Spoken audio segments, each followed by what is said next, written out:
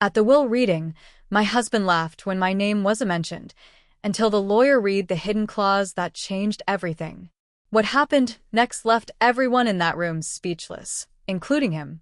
This is my story. The conference room smelled like old leather and expensive cologne, the kind that costs more per ounce than most people's monthly rent. I sat in the corner chair, hands folded on my lap like a schoolgirl waiting to be dismissed, trying to make myself smaller than I already felt. The leather beneath me was cold even through my black dress, the only designer piece I owned, bought for a charity gala 3 years ago that my husband insisted I attend so his family wouldn't be embarrassed by my Target wardrobe, as his mother had so graciously put it. Everyone was dressed in black. But not just any black. Designer black. The kind that screams old money even in mourning. Chanel. Tom Ford. Armani. My mother-in-law wore a black Dior suit that probably cost more than my car, her pearl necklace catching the muted afternoon light filtering through the floor-to-ceiling windows. My brother-in-law had flown in from Manhattan on a private jet, still wearing his Rolex and Italian leather shoes that clicked authoritatively against the hardwood when he walked in. Even the cousins I barely knew, people who only showed up to family events when there was something to gain, had arrived in their funeral finest, smelling of money and entitlement. My father-in-law had passed 3 weeks ago. Heart attack. Sudden. The kind that takes a man in his sleep and doesn't give anyone time to say goodbye. I'd cried when I got the call. Real tears. Not the performative kind I'd seen from the rest of the family at the funeral, where they dabbed at dry eyes with monogrammed handkerchiefs while networking with other wealthy mourners. I'd actually loved him. He was the only one in that family who ever treated me like I was a person, not just an accessory on his son's arm. Now we were all gathered in his lawyer's office, a corner suite in a downtown high-rise that overlooked the city like a throne room. The office was all dark wood and brass fixtures, with leather-bound law books lining the walls that probably hadn't been opened in decades. They were just there for show, like everything else in this family. The lawyer's desk was massive, mahogany, the kind you see in movies about powerful men making powerful decisions. And behind it sat Mr. Whitmore, my father-in-law's attorney for over 30 years, a man in his 60s with silver hair and wire-rimmed glasses that made him look both distinguished and severe. My husband sat beside me, but there might as well have been an ocean between us. He held my hand loosely, the way you'd hold a stranger's hand during a prayer circle at a funeral, but he didn't look at me. Not once since we'd arrived. His eyes were fixed on the mahogany desk where Mr. Whitmore was arranging documents in neat stacks, and there was this look on his face. Confidence. Anticipation. The kind of quiet arrogance that comes from already knowing the outcome of a game everyone else is still playing. I should have seen it then. Should have recognized the signs. But I was too busy trying to breathe, trying to keep my composure in a room full of people who'd spent 7 years making me feel like I didn't belong. The rest of the family filled the room like a jury waiting to deliver a verdict they'd already agreed upon. His mother sat directly across from us, her back rigid, her hands folded perfectly in her lap. She hadn't cried once. Not at the hospital. Not at the funeral. Not now. Her eyes were dry and sharp, already calculating, already moving forward. She'd called me 3 days after the funeral to ask if I'd remembered to return the casserole dish to the neighbor who'd brought food. That was the extent of her grief, making sure the silver was accounted for. My brother-in-law, Marcus, leaned back in his chair like he owned the place, which I suppose he was about to. He'd always been the golden child, the one who'd followed in their father's footsteps and built his own hedge fund empire in New York. He'd barely acknowledged me when he arrived, giving me a curt nod like I was the help. His wife hadn't even bothered to come. Too busy, he'd said, which really meant she didn't think it was worth her time. Even the cousins had shown up, people I'd met maybe twice in 7 years. There was Vanessa, who ran a boutique PR firm and never missed an opportunity to mention her Hamptons beach house. And Charles, who worked in private equity, whatever that meant, and drove a car that cost more than most people's houses. They sat along the wall, whispering to each other, shooting glances around the room like spectators at a tennis match. Every single one of them avoided looking at me. Some with pity, The kind you give to a stray dog you feel bad for, but would never actually take home. Others with something colder. Disdain. Judgment. That look that said I'd never really been one of them, and soon everyone would know it officially. Everyone already knew the will. Everyone but me. I'd heard them whispering at the funeral reception. Caught fragments of conversations that stopped abruptly when I walked by. The business obviously goes to Marcus. Mother gets the Connecticut estate, of course. I heard James is getting the investment portfolio. My husband's name. My husband, who'd been texting someone throughout his own father's funeral, who'd complained about having to fly back from his golf trip in Scotland to deal with all this. But no one mentioned my name. Not once. Mr. Whitmore cleared his throat, and the room fell into an expectant silence. He adjusted his glasses, opened a leather portfolio, and began to read in that practiced, professional monotone that lawyers perfect over decades of turning human tragedy into legal terminology. William Theodore Harrison, being of sound mind and body, do hereby declare this to be my last will and testament, hereby revoking all previous wills and codicils. The standard opening. Legal jargon that meant nothing to me, but seemed to make everyone else sit up straighter. I watched my mother-in-law's face. Nothing. Not a flicker of emotion. Like she was listening to a weather report. To my beloved wife, Eleanor Harrison, I bequeath the Connecticut estate located at 47 Maple Ridge Road, including all furnishings, vehicles, and associated properties. My mother-in-law nodded once. Satisfied. Expected. She'd been redecorating that house in her mind for years, probably had an interior designer on speed dial ready to erase every trace of her husband's taste the moment the ink dried. To my son, Marcus Theodore Harrison, I leave my stock portfolio with Harrison and Associates, the vacation property located in Aspen, Colorado, and the contents of my personal investment accounts. Marcus smiled. Not a sad smile. Not a sentimental one. Just pleased. Like he'd won something. His phone buzzed, and he actually checked it, right there during the reading of his father's will, then typed out a quick response. Probably texting his broker. To my son, James William Harrison, I bequeath majority shares in Harrison Enterprises, the automobile collection, and control of the Harrison Family Trust Fund. And there it was. My husband's inheritance. The big one. The company his father had built from nothing, turned into a multi-million-dollar empire. The trust fund that would keep him, comfortable for generations. I felt his hands squeeze mine just slightly. Not affection. Possession. A reflexive gesture that said, "This is mine now."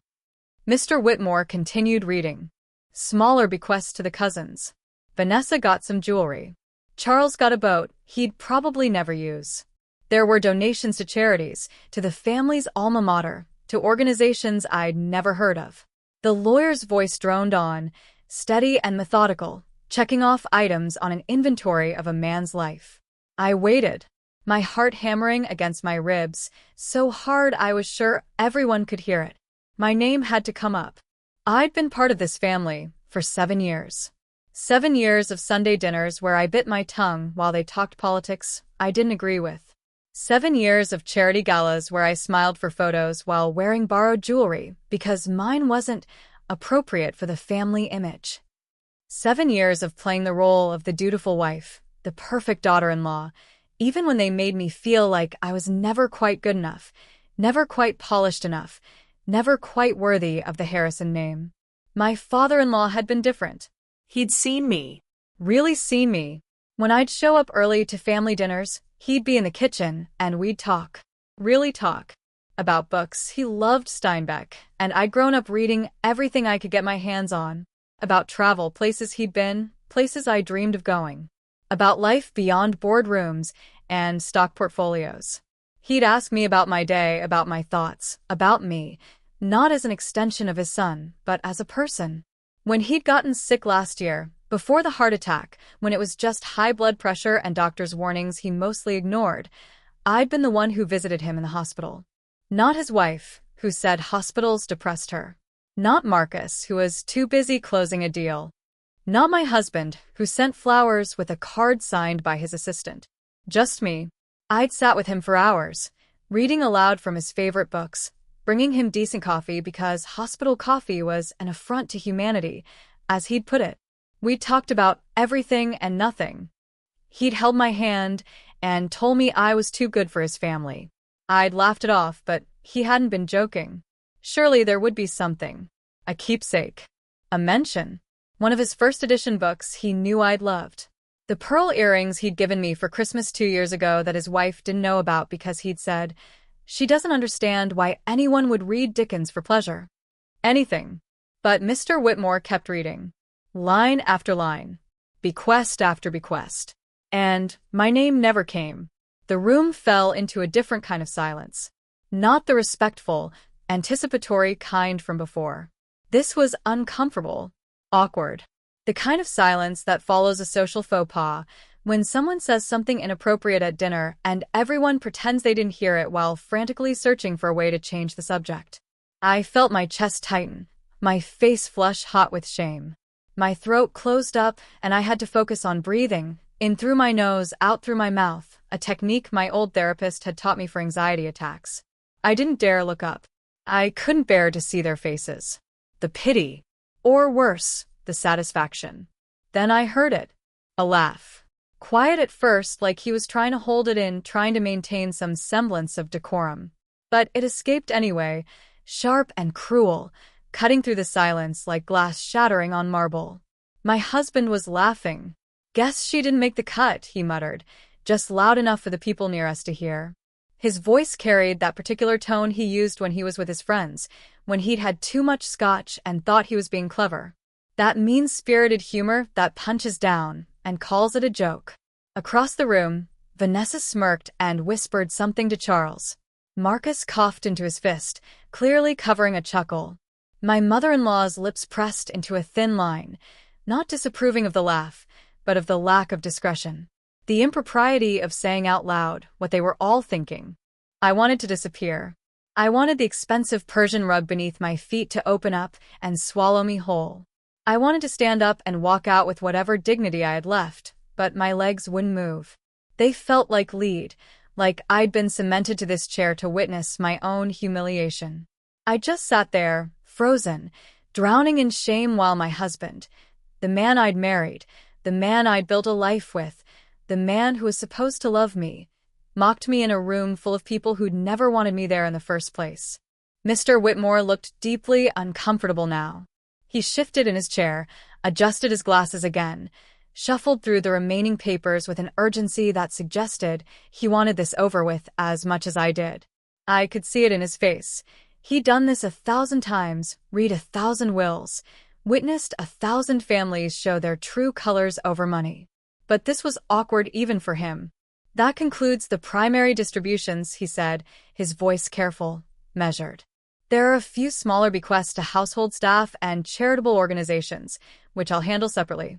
Unless there are any questions." "I think we're clear," my husband interrupted, standing up and tugging at his suit jacket.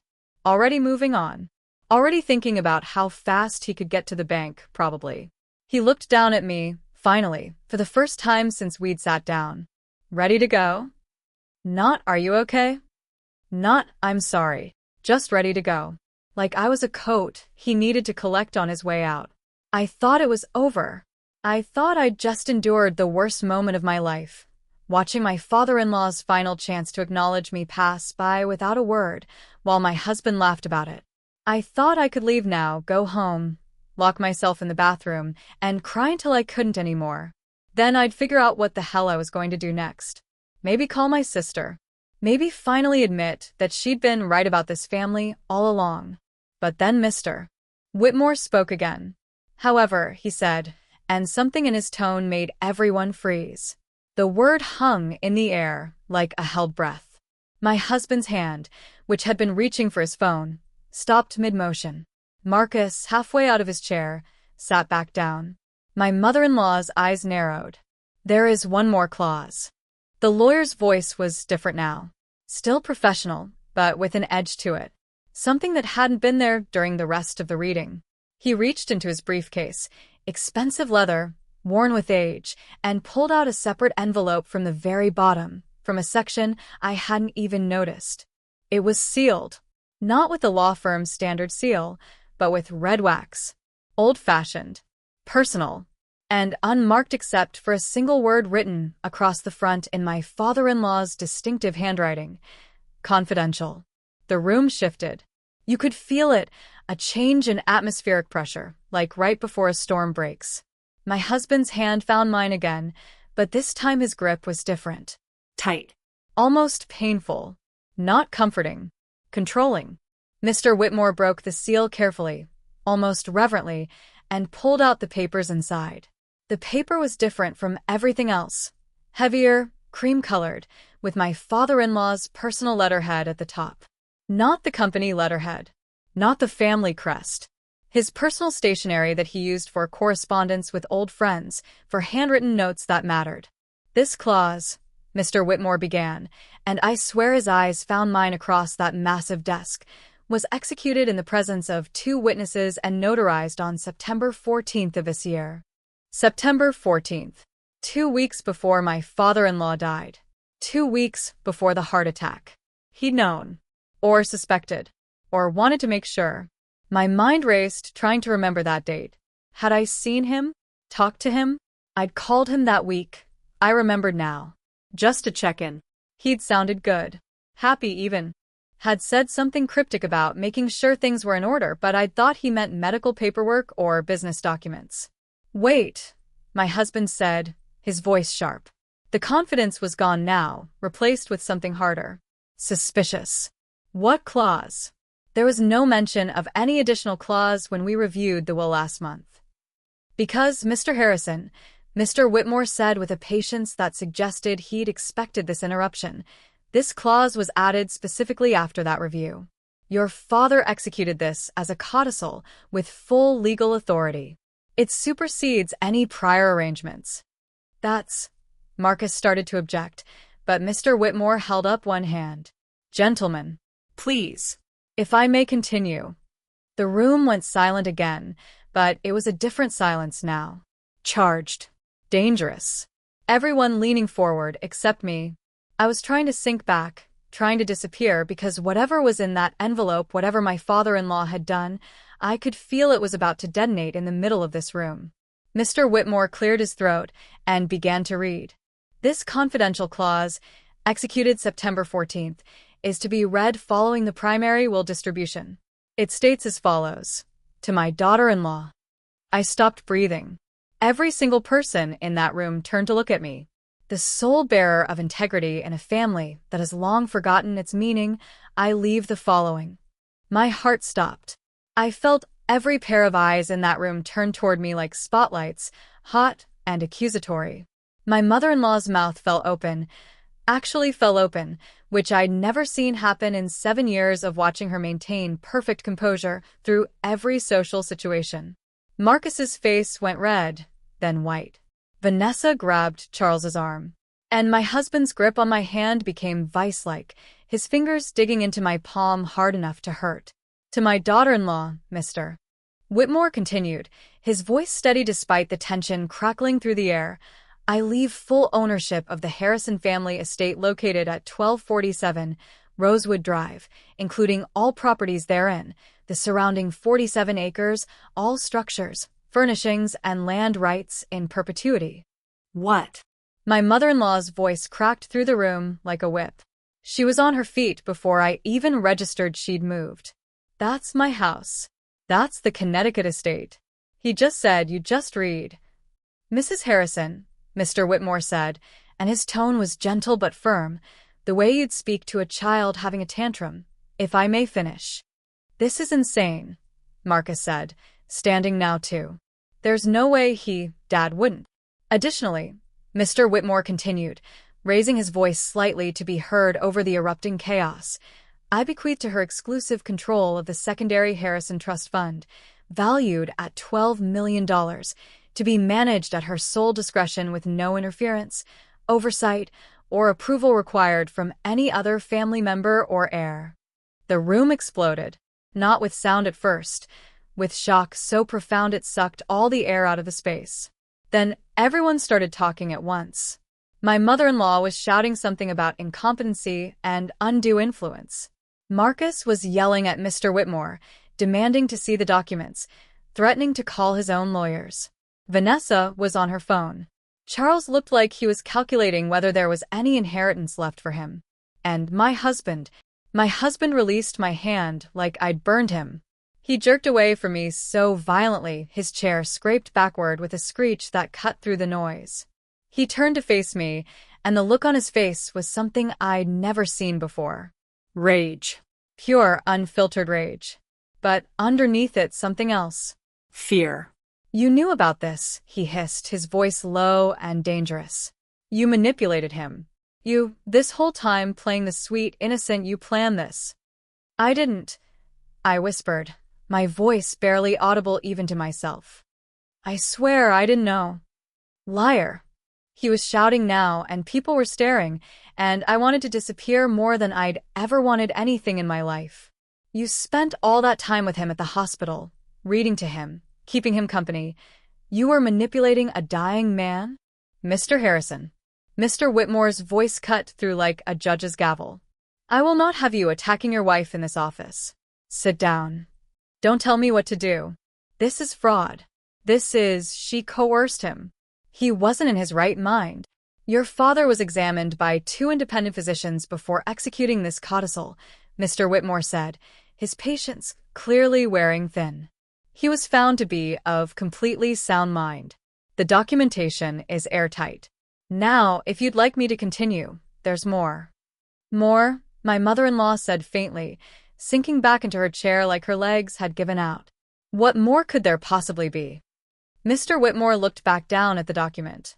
Furthermore, should any member of the Harrison family contest this clause or attempt legal action to overturn these bequests, their inheritance as outlined in the primary shall be revoked in its entirety and donated to the following charitable organizations. He listed 3 charities. Educational foundations.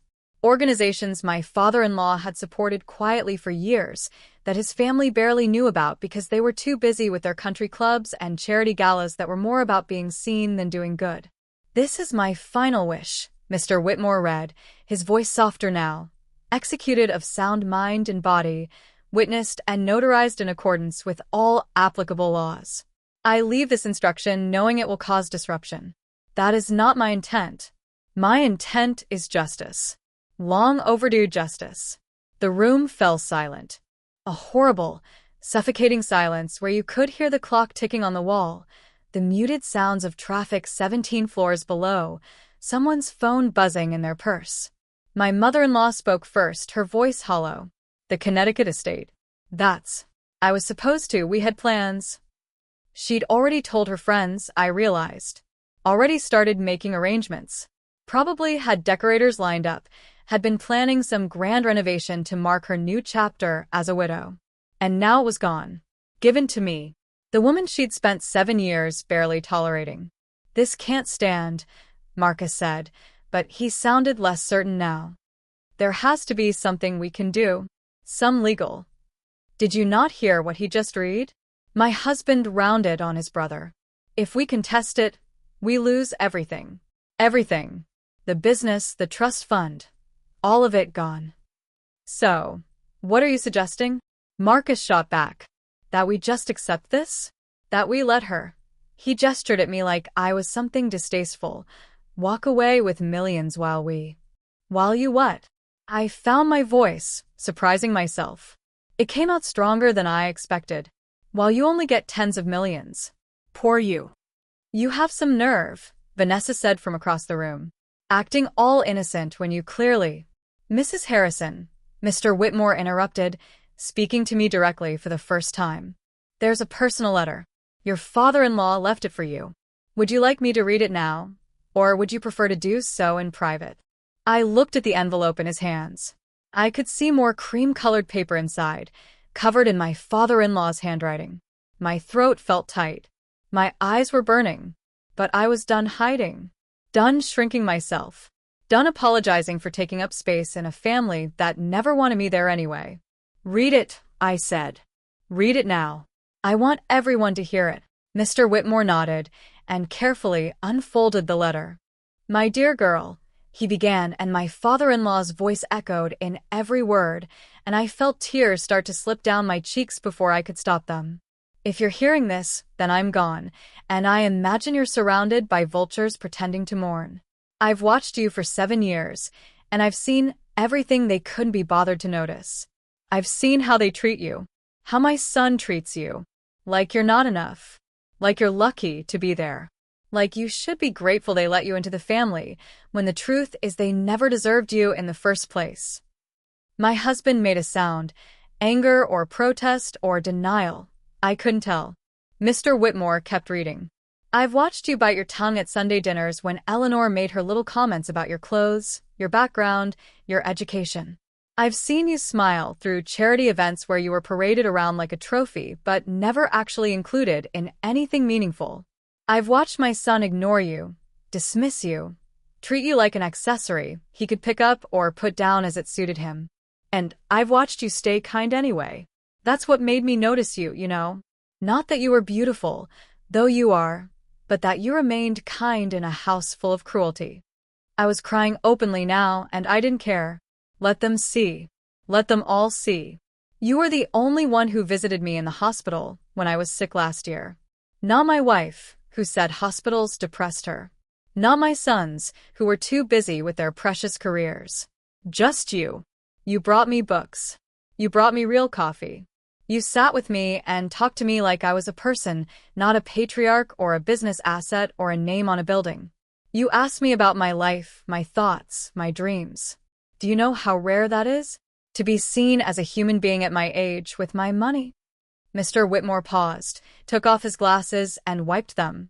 Even he looked affected. When he put them back on and continued, his voice was rougher. You asked me once why I built the company.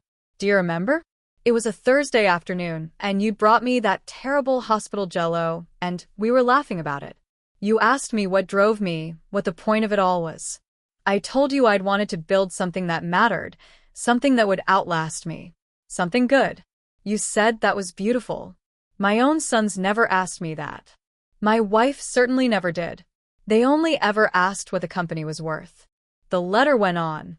He talked about conversations we'd had. Books we discussed.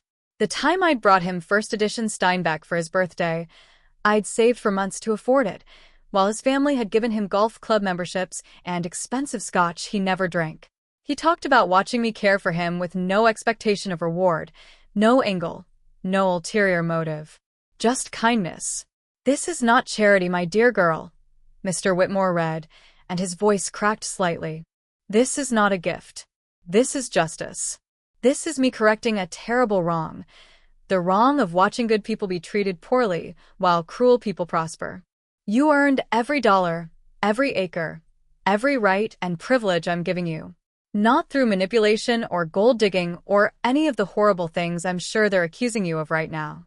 You earned it by being the only person in my life who loved me without wanting anything in return. My mother-in-law was crying now too, but not the same way I was. These were angry tears, bitter tears, the kind that come when you realize you've been seen clearly and found wanting. The house at Rosewood, that's yours because you're the only one who ever appreciated it. You sat in that library and actually read the books. You walked in those gardens and knew the names of the flowers. You treated it like a home, not a status symbol. The trust fund is yours because I know you'll do something good with it. Not frivolous. Not wasteful. Something that matters. I trust you with my legacy more than I trust my own blood. He ended with instructions. Simple ones. Take what's yours. Don't let them bully you. Don't let them make you feel guilty. You've spent 7 years feeling like you weren't enough. I'm here to tell you, you were always enough. They weren't. Live well, my dear girl. Be free. And maybe, in living the life you deserve, show them what real integrity looks like. All my love, always, William. Mr. Whitmore folded the letter carefully and held it out to me. I stood on shaking legs and walked to the desk. My heels felt too loud on the hardwood. Every step felt like walking through fire. But I made it. I took the letter from his hands, and our eyes met, and he gave me the smallest nod. Approval. Support. "The estate transfers to you immediately, Mrs. Harrison," he said quietly, meant just for me but loud enough for everyone to hear. "All documents are signed, notarized, and filed. The trust fund is already in your name. I'll need you to come by early next week to sign some paperwork, but legally, everything is yours as of this moment." I held the letter to my chest and turned around. The family was arranged before me like a painting of misery. My mother-in-law looked 10 years older, her perfect composure shattered. Marcus was on his phone again, probably already calling lawyers even though he'd just been told it was futile. Vanessa and Charles were whispering furiously. And my husband just sat there, staring at me like he'd never seen me before. Like I was a stranger. Or maybe like he was finally seeing me clearly for the first time and couldn't comprehend what he was looking at. "You can't do this," he said finally, his voice low and almost pleading. "We're married. Half of everything you have is mine. Community property." "Actually," Mr. Whitmore said from behind me, "the estate was placed in an irrevocable trust with Mrs. Harrison as the sole beneficiary before it was transferred. And the trust fund was always a separate entity. Neither falls under marital property laws. It's hers alone, exclusively."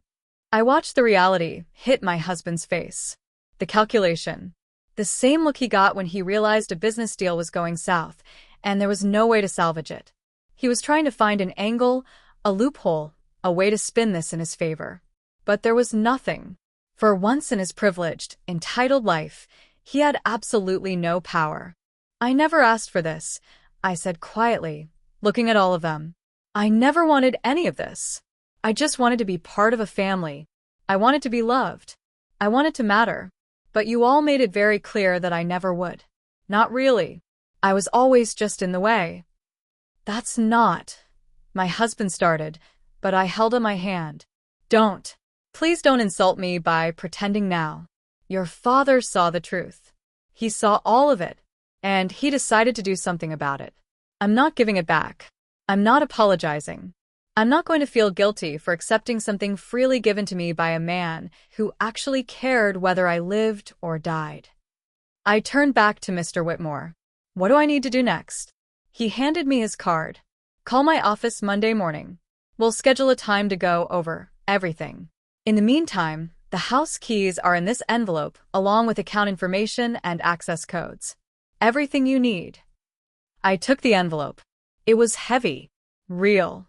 Proof that this wasn't a dream or a cruel joke. "There's one more thing," Mr. Whitmore said. He pulled out another, smaller envelope. "Your father-in-law left a check. For immediate needs." His words were, "So she can leave right now if she wants to." He handed it to me. I opened it with shaking fingers. The check was made out to me for $50,000, dated the same day as the codicil, 2 weeks before he died. He'd known.